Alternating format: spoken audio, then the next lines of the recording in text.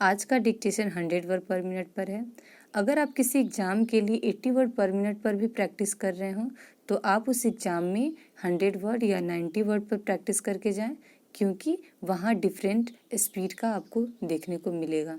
तो चलिए स्टार्ट करते हैं आज का डिक्टेशन। स्टार्ट।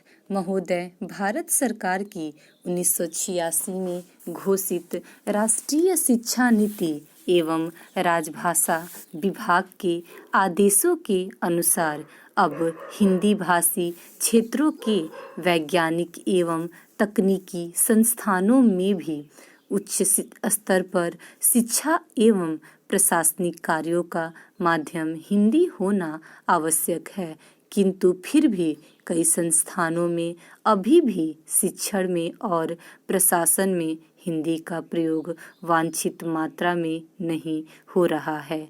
कई संस्थानों में अभी अंग्रेजी के आशुलिपिक और अंग्रेजी के टंकक भर्ती किए जा रहे हैं।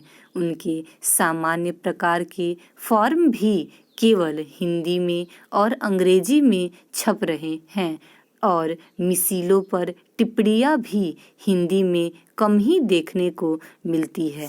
अतः यह आवश्यक है कि कुछ ऐसी व्यवस्था की जाए जिससे कि सरकारी नीति का अनुपालन सुनिश्चित किया जा सके। भारत सरकार के मंत्रालयों, विभागों, संबद्ध तथा अधीनस्थ कार्यालयों और निगमों आदि में हिंदी के प्रयोग संबंधी आदेशों का कार्यान्वयन सुनिश्चित करने के लिए राजभाषा कार्यान्वयन समितियों का गठन किया गया है, जिनमें सभी प्रभागों के अधिकारी सदस्य होते हैं। केंद्रीय सचिवालय हिंदी परिषद को भी उनमें प्रतिनिधित्व दिया गया है। इनकी बैठकें प्रत्येक तिमाही में एक बार अवश्य होती है। इनकी अध्यक्षता कार्यालय के प्रमुख करते हैं। इन बैठकों में इस बात की समीक्षा की जाती है कि हिंदी के प्रयोग संबंधी आदेशों का अनुपालन किस अंश तक हो चुका है और किस अंश में वहाँ नहीं हो रहा है और उसमें आने वाली कठिनाइयों का निराकरण किस प्रकार किया जाए। अतः यह आवश्यक है कि इस प्रकार की राजभाषा कार्यान्वयन समितियां प्रत्येक शिक्षण संस्थान में भी गठित की जाए। वस्तुतः बनारस हिंदू विश्वविद्यालय ने इस प्रकार की समिति का कई वर्ष पहले से ही गठन किया हुआ है और उसकी बैठकें भी होती हैं। फलस्वरूप अब हिंदी में कुछ कार्य होने लगा है।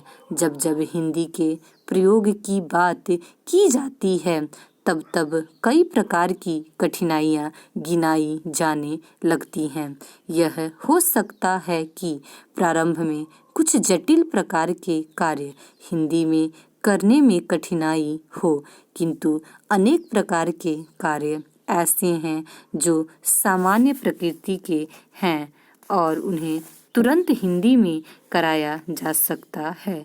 शिक्षण संस्थानों में बढ़ते हुए हिंदी काम को निपटाने के लिए यह आवश्यक है कि आगामी भर्ती में केवल हिंदी के ही आशुलिपिक तथा हिंदी के ही टंकक नियुक्त किए जाएं।